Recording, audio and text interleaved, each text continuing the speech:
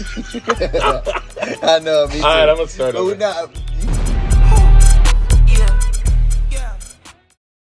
Hey guys, welcome to Scotty Talks Philly Sports. This is Scotty. I'm here with my main man, Will. Yep. We're just chilling out here in the nice weather on this beautiful Saturday morning. I'm back home in Maryland, just visiting some friends. And we decided we wanted to get this podcast episode out. Yes. So what are we going to be talking about today? We're going to be talking about the Sixers. The Sixers. We love Sixers basketball, right? And we just recently found out, barring everything with these players, all of a sudden now players are coming out saying they don't want to play. They're concerned about playing down in Florida, whether it's the COVID-19 or the current racial situation that's going on right now in America with the protesting and whatnot. I truly believe that they will play. I think these guys are ready to get back on the court. I believe words from guys like LeBron over other people like Kyrie Irving. I think LeBron's going to know more of a sense of the NBA than what Kyrie would, a guy that thinks the Earth's flat. So I'm gonna take LeBron's word on that one. So as it stands right now, July 31st, we will be back. The NBA will be back in Walt Disney World, Orlando. 22 teams will get sent down there. I believe it's 13 from the West and 9 from the East. Let's talk about the Sixers a little bit. Coming into this, there will be 8 regular season games before the playoffs start. They're kind of just to figure out seeding between those 8th and 9th seeds. Looking at the Sixers record, they're sitting at 39-26, and then you got the Nets right under them at 30 and 34. The Sixers could lose out and still stay in the 6th seed. They could lose those 8 games and still stay in the same spot, even if the Nets won all 8 games. So they're in a good spot. I actually think they'll end up moving to the 5th seed and have to take on Miami in the playoffs. That's just what I'm predicting. Because I look for the Pacers to drop down a little bit and lose that 5th seed. Personally, I'd rather play the Celtics with the 6th seed. I like that matchup a lot more. I think the Heat, it's just a bad matchup all around. Between Embiid having to play against Bam Adebayo. I know that Embiid can dominate anybody, but when I look at it on paper, if I want our best player, I want the best matchup for our best player, that's against the Celtics and Enes Kanter and those scrub big men that they got. Obviously, Jason Tatum and Jaylen Brown and Kemba Walker, those are issues, but we have good wing defenders in Thibault, Josh Richardson, Ben Simmons. Ben Simmons can guard any position. I have faith in that. But yeah, we're going to kind of just get into what the key factors, for the Sixers coming into the playoffs will be. So the first thing I got on my list is actually, just getting Joel Embiid back and him having this break. This break for the COVID-19 virus, the pandemic, this could be a good or a bad thing for Joel Embiid. Literally, he's had so much time to get in shape, get those injuries off his back, get healthy.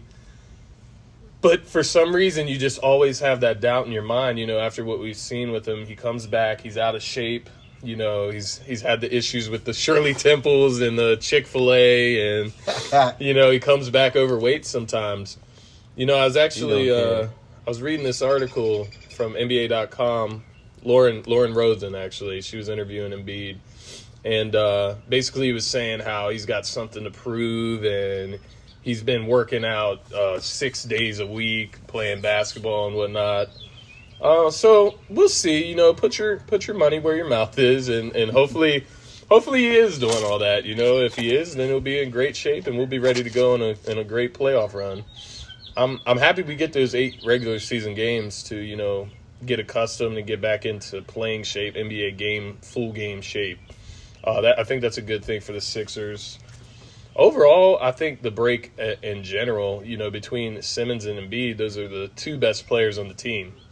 So they were both dealing with injuries right before the break initiated back in mid-March. Ben Simmons was dealing with his back injury, and Embiid was just coming off like a shoulder injury, and I think he had something with his hand at some point in the season.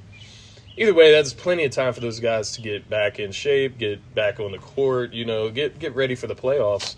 So, honestly, even if we do come back and Embiid's out of shape, that break was still a blessing because they still got the time to do it. Just because they didn't use the time doesn't mean that wasn't a blessing to have that time. That recovery. Exactly. So, yeah, I mean, just looking at the situation, I expect Ben Simmons, just to have him back healthy, that's going to be such a huge factor for the Sixers. We watched them without Simmons and even without Embiid at some point during this season before the break.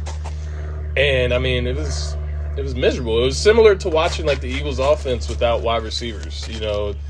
They just didn't have the facilitator in Ben Simmons, and they didn't have the go-to post threat in Embiid. And without those two players, it's not the Sixers anymore. You know what I mean? You're playing with Al Horford, Richardson, and Tobias Harris and stuff. So, yeah, I think overall that break is going to be huge. Not to mention the woes that the Sixers have faced with, playing road games. They're so good at home. They're so good at home, but then terrible on the road. I think they were 27-2 at home and 10-24 on the road. That's a big discrepancy between road and home games, man. And yeah, so I think this neutral setting in Walt Disney, that's another thing where it could go either or. But you would think it would be better for them rather than nothing. You know what I mean? Rather than playing away games, it's better to have a neutral court, But then at the same time, you would like those home games. Yeah. The thing about them with the 6 seed, it was you're not going to get home court advantage in most of the games anyways. Once you get past this first round, you're going to be the lower seed most likely going forward. So you wouldn't get home court advantage anyways. So honestly, I think it ended up working out better for them. But yeah, it's going to be different with the whole no fans thing though. I don't know, man. That's for every sport, It's just kind of weird because Philadelphia teams do feed off their fans. We have such passionate and strong fans. We go to every game. We go to away games, and to not have that out there. Bryce Harper's talked about it. A lot of players have talked about not having the fans out there and what that could do to your intensity, your momentum, and even your, leadership. You like to be seen out there playing and balling out. So, yeah, like you said, it's gonna be weird without fans there, honestly. My one hope, and it's it's kind of a little funny thing that I've thought of in my head, and it makes sense though. Maybe without fans, Ben Simmons will shoot a 3-pointer. Maybe he'll be good at shooting. Yeah, maybe he's so concentrated. Maybe he'll just shoot now. Hopefully. I always thought that his fear of shooting was missing, and then everybody being like, "Oh, you can't shoot. Don't even shoot it." You know what I mean? But at least if there's no fans there, he wouldn't have to hear from anybody. He could just hoist it up and focus, do his thing. You know what I mean? But yeah. Aside from Ben Simmons and Joel Embiid coming back healthy, there's a few other keys that I think are a little left off the map. People aren't really talking about them. One is that Tobias Harris, excuse me. Tobias Harris needs to step up and be the third scorer. He needs to be that consistent third scorer. A lot of the times last year, we went to Jimmy Butler over Embiid and Ben Simmons in the late game scenarios because Jimmy Butler could shoot off the dribble. So when you get into these situations with Ben Simmons, he's not going to touch the ball for the last possession of the game. You know what I mean? If they foul him, he might miss his free throws. They'll lay off of him. They'll make him shoot a jumper. They're not going to, come and play up on him to make him drive. So you're not going to get that open look off Ben Simmons driving. You know what I'm saying? So you're going to need Tobias Harris there hitting shots off the dribble. Driving to the rack, not just being a spot up jump shooter. That's when Tobias Harris loses himself in the game. And I think that comes from playing with two ball-dominant players like Ben Simmons and Joel Embiid. He needs to remember who he is and what the type of player that he is. Right. When you see Embiid and Ben Simmons out of the game, Tobias can step up and be a number one scorer, So we just really need to see the consistency from Tobias. I mean, there's times where he gets super hot. He can go off for 30 points, you know what I mean? But then the next game he'll have 12 points on some 4 for 17 shooting, you know, and that can't happen, him shooting like 8 3-pointers. That's not his game. He can shoot the 3, and he should shoot it when he's open. But other than that, you know, you got to drive to the rack and not only create for yourself, but for others. You're going to make the game easier for Ben and Joel. So he's got to step up and really, you know, play his part. So would you say he is a hit or miss right now? I would say that he is the X factor right now. Ben Simmons, you know what you're going to get as far as facilitating, rebounding, and he'll get you anywhere from 12 to, 20 points. Joel Embiid, you know what you're going to get with him. Dominant presence. You know, sometimes you will get an explosion from Embiid, and you don't even need Tobias Harris. But most of the time, you're going to get about 25 and about 12 rebounds from Embiid, you know, with some good defense. And Tobias, we just need him to be there with that consistent 16 to 20-point range. And then, you know, just do whatever else you can. Everybody else can cover the other parts of the offense. It's just the scoring that we have trouble with. But, yeah, so Tobias Harris, if he can step up and be a consistent piece, I do call him the X factor. I'm glad you pointed that out. But then my other guy that I have, that's he's kind of blew up, you know, while Ben Simmons and Joel Embiid were out. Shake Milton. Yeah, I truly believe that Brett Brown needs to keep him in the starting lineup, even with Ben and Joel back. I think he should consider, depending on the matchups, he should consider benching Josh Richardson and just make him the sixth man. I mean, he would be great off the bench, bringing defense, intensity, and he can shoot a little bit, you know. But Shake Milton is the better ball handler. He's the better shooter, and he can get to the cup. You'll lose a little bit on defense, but not that much. And he would just be a better floor spacer with Ben Simmons out there because, you know, I mean, these guys are going to lay off of Ben Simmons. They're going to make him shoot. And that's going to force him to dribble into the lane. You know, they're playing back. He'll dribble into them, and that's going to create open shots when they come to help down on Ben Simmons. And just having Shake Milton there as that floor spacer in the starting lineup, I just think would be incredible. Even if you play a bigger team. So if you play a bigger team like the Bucks, right, you can keep Al Horford in there. You can keep him in there, you know, just as the power forward. Keep Joel Embiid. Throw Tobias at the 3, throw Shake Milton at the 2, and Ben Simmons work the point. That's a perfect lineup. You know, floor spacing's perfect. You got 4 people other than Ben Simmons that can shoot on the floor. 2 being like really good 3-point shooters. Shake is actually sitting at 45.3% from 3-point line, which is kind of ridiculous. And then you got Tobias Harris sitting at 36%. And these are 2 of our best 3-point shooters. You know, just getting those guys on the floor and having them ready and locked and loaded is going to help Ben Simmons and Joel Embiid so much. But, yeah, even if you play a smaller lineup, say like a Boston Celtics where they have Jason Tatum at the 4, you could shift Al Horford out of the starting lineup, move Tobias Harris down to the 4, Josh Richardson down to the 3, throw Shake Milton in at the 2 still. Now you have Josh Richardson and Shake Milton on the court at the same time. I think that's a huge key factor. I want Shake in the game. I think he can score. He's like an instant scorer. He's a very streaky scorer. I mean, we saw him go off for 39 points against the Clippers, who are considered like one of the top contenders in the league. He went 8 for 10 from the 3-point line. So, I mean, he's got the scoring ability. I just want to see it on full scale with the starting lineup, see what he can do, because he was playing once teams figured out that he could shoot and score, they were guarding him, and he was the only one there with Tobias, you know, with Ben and Joel out. So I just want to see what he's about. I think if Brett Brown is smart, he'll make that move going into the offseason. So then the other point is, like, I kind of touched on it. It was Al Horford. He's got to give us something.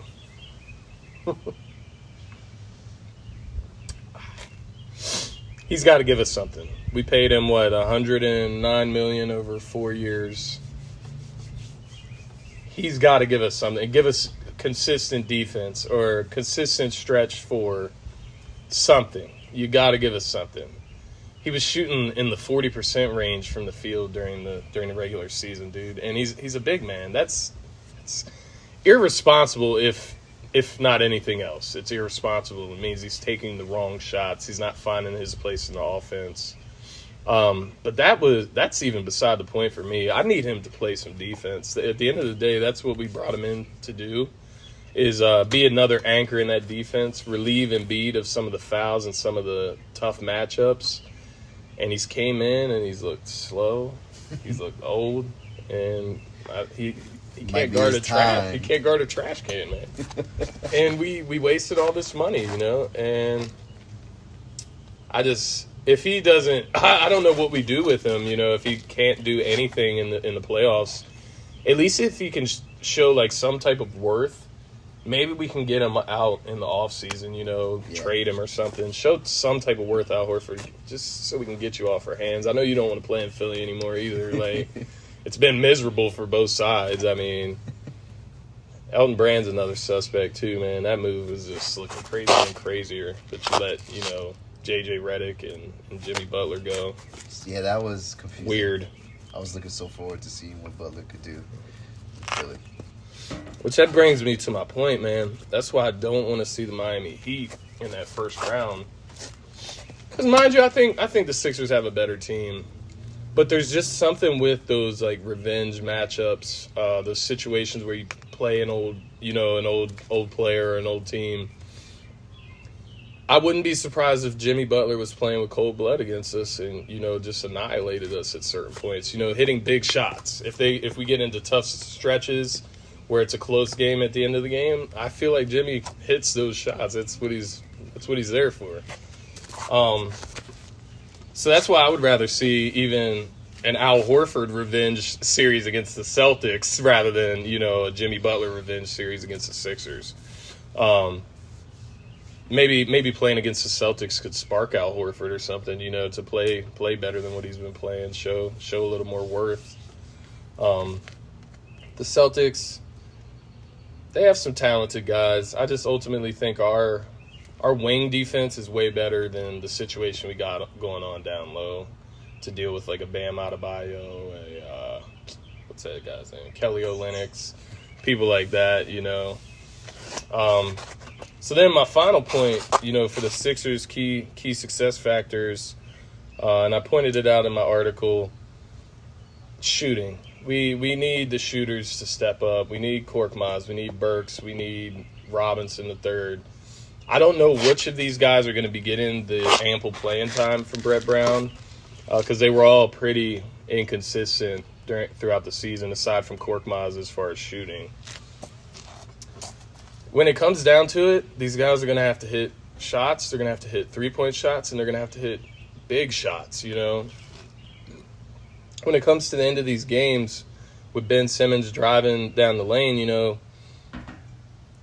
these guys are going to be open. Tobias Harris, I saw it a lot during the season where he's open for a big shot, and it's like he's not ready.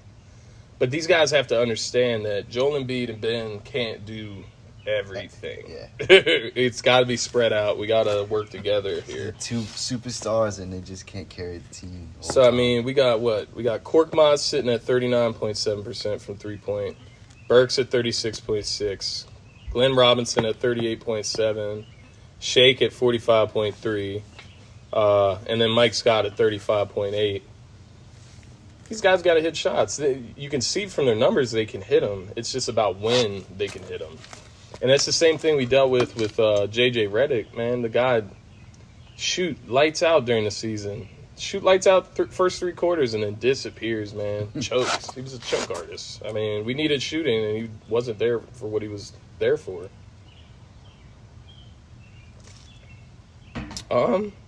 Is there anything else you wanted to touch on in this episode? I kind of wanted to talk about I just wanted to say that with Butler, Embiid, and Simmons, that could have been a dynasty.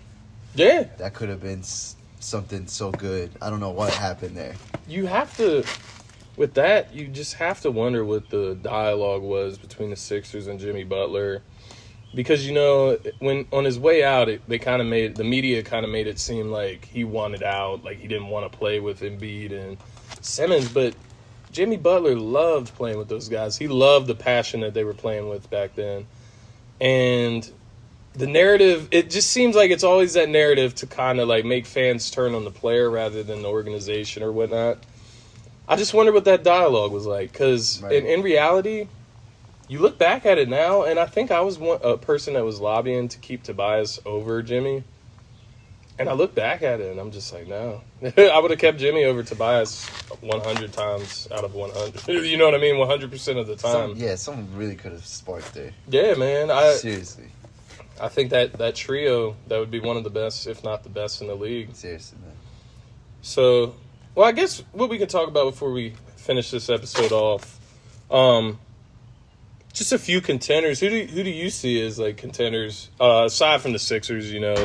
We have our hopes, and I truly believe that we could go to the Eastern Conference Finals, possibly the NBA Finals. But at the same time, we could be a first round exit. So I don't think we'll be a first round exit. I don't think we will either. But if we are, Brett Brown's going to be fired. Elton Brand better be watching his back. But yeah, so who are some other contenders you think we might have to I was gonna make a bad joke and be like the Knicks. No, the Knicks won't even be I know. But what I'm thinking, I'm looking forward to facing the Celtics and the Heat, and then who else? I don't know, man. Of course, LeBron just doing his thing. Yeah. But outside of them, the Clippers. Yeah. Kawhi still, he's still going back and still doing his thing. Kawhi's a scary mug, man. I think the Sixers are actually at that phase right now when they go to Disney World that it's actually, like you said, it could be. It's time to go, It's time to go. I'm looking forward to all of it, but yeah, the By Sixers. the way, Ben Simmons is looking jacked, man. Dude, he's looking... He looks like he's in the best shape of his life. He did some good things for some people, you know what I mean? He looks like he's been working on the gains, dude. Yeah. And that's the other thing with Simmons, if we can throw him down there in the post sometimes on those smaller guards, if they're going to put a point guard on him, dominate him, man. What about you, though? You didn't say yours. My contenders, well, obviously my main contenders are the Bucks, the Clippers, the Lakers. Yeah. I think, Depending, kind of how the East works out, the Celtics, I could see us playing them if it could work. I actually haven't gone through and seen how, depending on the matchups, if they move forward, who would play who. But Celtics are an Eastern Conference Finals contender. The Raptors are a really good team. They work really well as a team. They don't really have superstar power. I mean, Pascal Siakam's really good. The Bucks, Giannis, always scary. At some point, Giannis has to turn it on in the playoffs and actually win games. Kind of like LeBron faced in the early parts of his career. Eventually, Giannis is going to break through, the barrier and win a championship. He's that good. Yeah, because then last year we had like a good series with them. I'm pretty sure. So last year we lost to the Raptors in Game 7, but they had Kawhi and he had that crazy ass shot. But then the Raptors, I can't remember if they beat the Bucks before they played the Sixers or if they beat them after. But Kawhi ended up handling Giannis and the Raptors and got him out of there. But yeah, like I said, Giannis is due for a breakthrough year in the playoffs, And then on top of that, just LeBron, you got this huge break, this huge hiatus. Mm-hmm. He's 35, 36, something like that, up there in the mid-30s. Still looking good. Still in the best shape of his life. You always got to watch out for him, and then he's working with a guy like AD who could be the best power forward in the league, those are the teams that come to my mind. Sleepers, I would say a team like Denver. The Nuggets have a really good squad there with Jokic, Jamal Murray, Gary Harris. Yeah. But Ben Simmons, though, would we say he's the best coming out right now? He's going to be the best in the Sixers? On the Sixers, it's between him and Embiid. I'm just liking his work ethic. Yeah, his work ethic is looking crazy right now. And Ben Simmons has this thing about he's hungry right now. Yeah. He's not really saying too much, but you just see it. You see the pictures of him working. He's putting it out there for us to see for a reason. He wants us to get excited, you know. So, I don't know. Joel Embiid, he could come out and play like a beast, man. If he's been working out 6 days a week, if he's in great shape, but you just can't take his word for it. At the end of the day, talk is talk, and he said that he's had something to prove for a couple seasons now, and he still hasn't proved it. You know, he's a funny entertainer, man. He's an entertainer, is man. what it is. It's my guy. You know, he's the best player on the team, but he doesn't always play like the best player on the team. So I mean, yeah, if Ben Simmons has his act together, if he can shoot a few jump shots to keep the defense honest, I could see him being the player for the Sixers going forward. Like I said earlier, I think Tobias Harris is the X factor easily. Become that third scorer. Yeah. And if he doesn't, I think a guy like Shake Milton, he has that drive. He came from the G League. He has that drive. He could surpass Harris and become the third scorer. You know, I think Harris is supremely talented. It's just that motor that I worry about. Sometimes he gets a little shy. And I think that's just a little weird. That's what separates the superstars and all-stars from, you know, just the good average player. Or above average player, I should say. So true. Yeah, I think that's going to be it for this one. We'll know more about the Sixers playoff standings as we move forward. You know, once they work through those 8 regular season games, we'll know more information. As of right now, this is all we got. You know, I can give you a prediction, but it may change by then. So what's really the point? Right.